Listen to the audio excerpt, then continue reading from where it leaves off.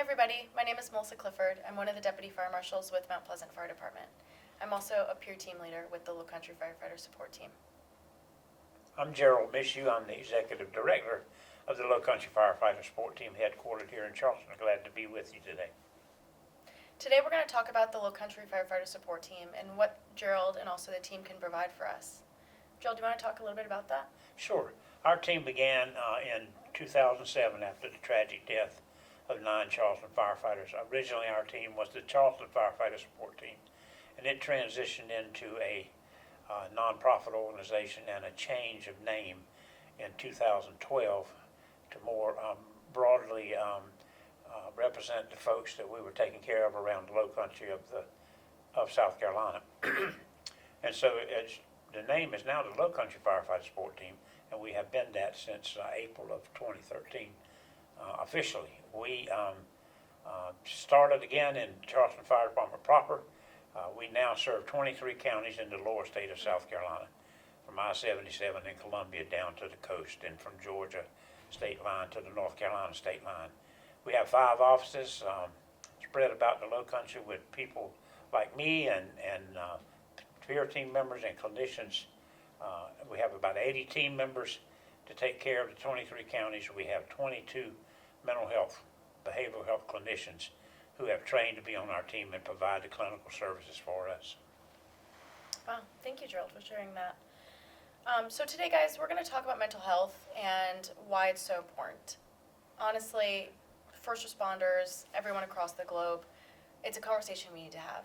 And with first responders, we are at a higher risk of getting PTSD, anxiety, depression, and unfortunately, the suicide rate is increasing and it's skyrocketing at this point. And so we need to check in not only with ourselves and recognize, hey, something's going on with myself.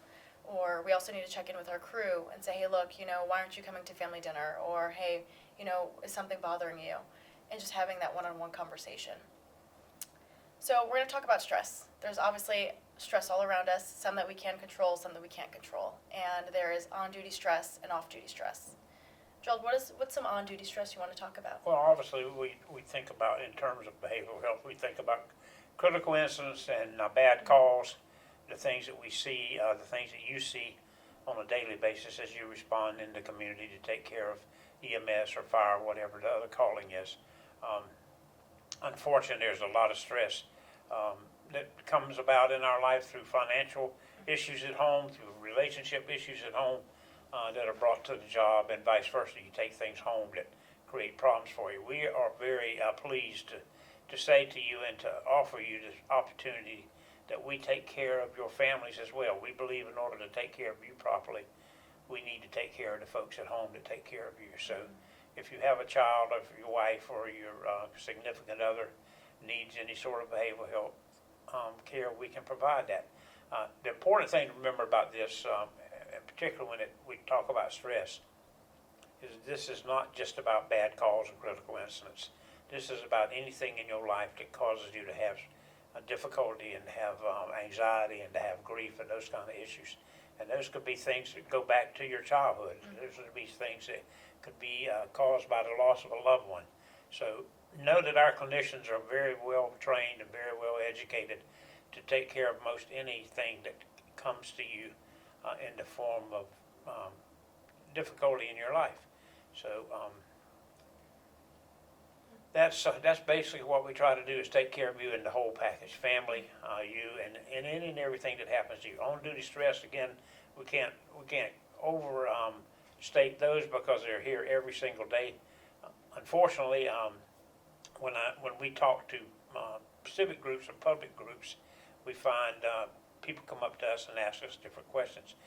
Some of you folks, all of you folks, are subjected to very difficult situations on a daily basis in your job, and you see things and hear things and smell things that people in general life don't ever see in their entire lives. And we expect you to do that when you're 22 years old or 25 years old. We expect you to continue to do that up to the time that you're 45 or 55 and you retire.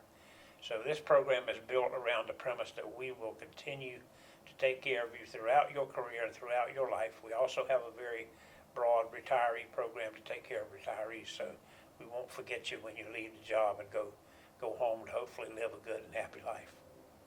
I believe it was about a year ago, actually, when I joined the fire service, and I reached out to Gerald.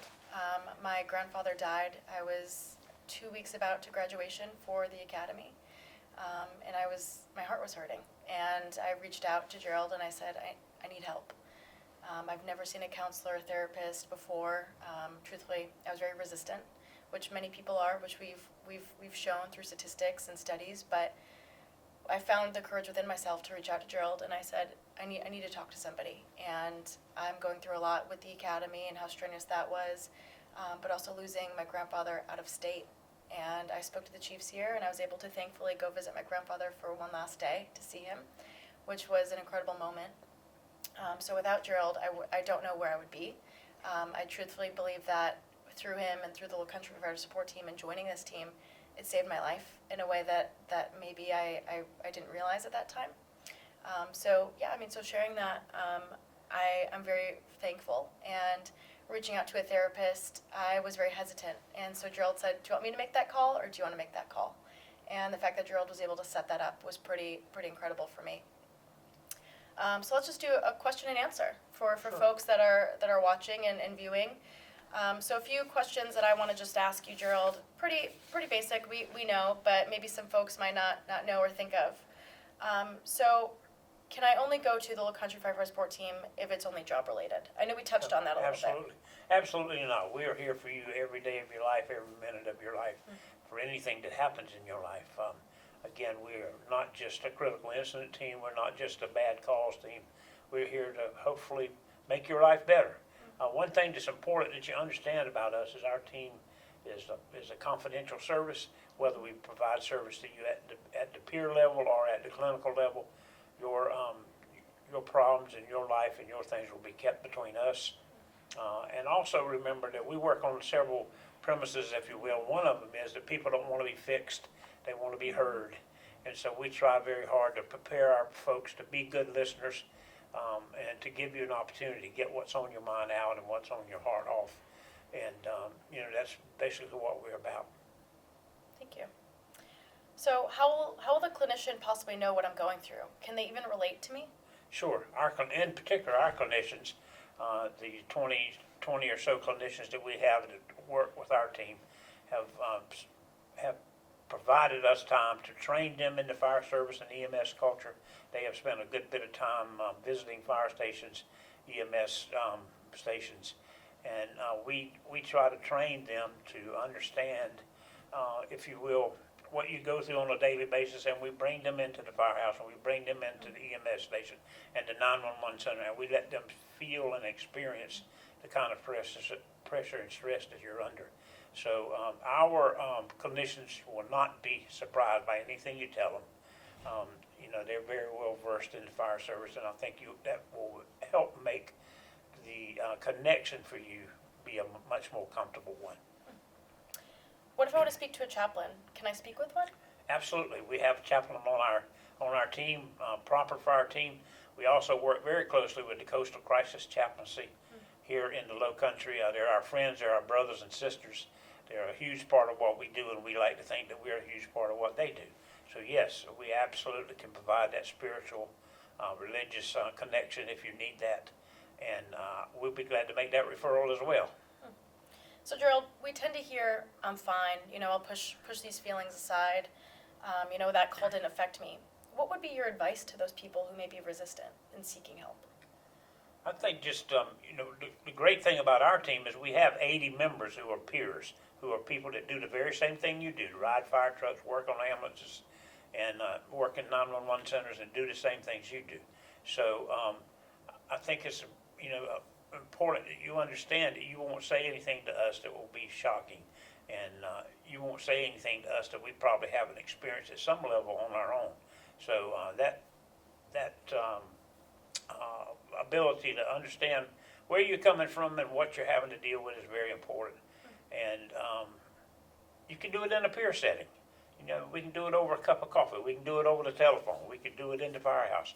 It doesn't have to be a formal thing where you go to a clinician's office or you meet us in our office.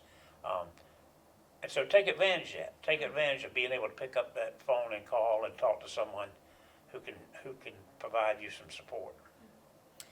We also hear, I can't sleep at night, or, when I'm at the station, I really can't sleep. Any suggestions? Well, sleep deprivation is the number one issue that we hear from nearly all first responders across the board. They realize they're in trouble. They realize they're having difficulty when they're simply not sleeping. What happens is that as young folks, you can handle that for 2 or 3 nights. But if you go more than a couple of nights without sleeping well, then all your systems start getting out of whack, and you start getting irritable, and you start getting short-tempered. And those are the kind of things that really create a problem. So we have put forth a serious effort to try to develop a program to help you with that sleep deprivation. Through our clinicians and through our doctors, you can get sleep medication if that's what's important. But we also have a program called Operation Z, where our team makes and actually sews weighted blankets for first responders. And we've gotten extremely good response and extremely good results for people using these weighted blankets to help them sleep. Once we get you back to the point that you can sleep better and sleep more, then we can start turning some of the other difficulties around. That's great. And Gerald, how can we contact the Lowcountry Firefighter Support Team? So, our 24/7 number is 843-609-8300, 843-609-8300, and we will make any and everything we have available to you to try to support you and your families. Thank you so much, Gerald, for your Thank you. time today. Folks, friends, anybody and everybody, please feel free to reach out if you need anything. Don't be hesitant. I want you to live. We all want you to live. And we just want to see you on the next shift.